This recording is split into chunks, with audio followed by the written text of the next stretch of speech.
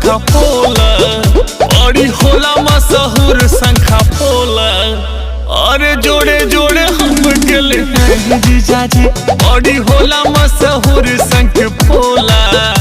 अरे जोड़े जोड़े हम गेले हैं जीजाजी गेले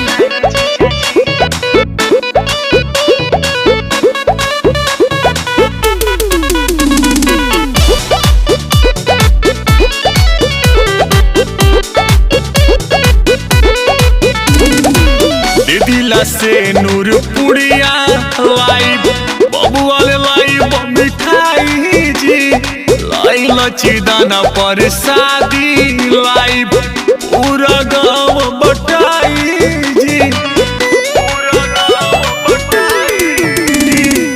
दे दिला से नूर पुड़िया लाइव बबुआ लाइव मिठाई जी लाई लची दाना पर शादी लाइव पूरा गाँव बटाई जी। लाई मूर्ति सुना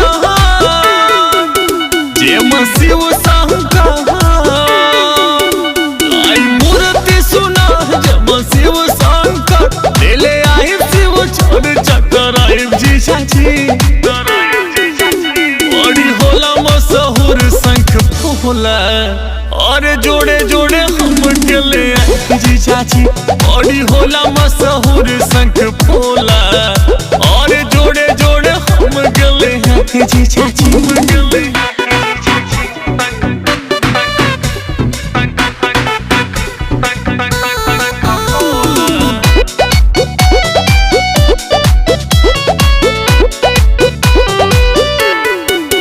सावन महीना पावन होला और हर बम बम गुजेला देवदानव नर नारी मिलके मस्ती में सब झूमेला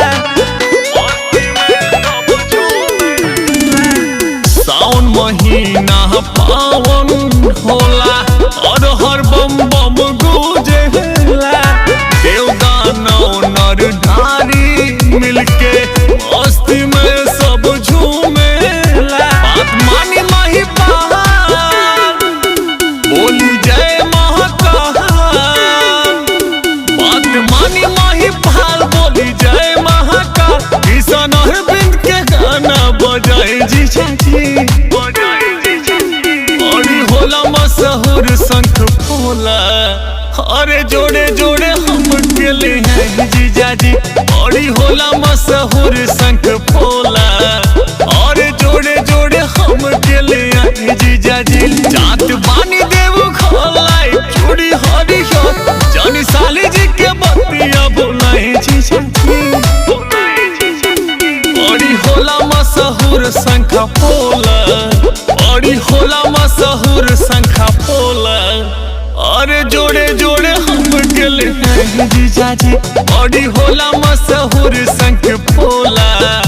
अरे जोड़े जोड़े हम गेले हैं जीजाजी। अरे लिया कि ना जीजाजी।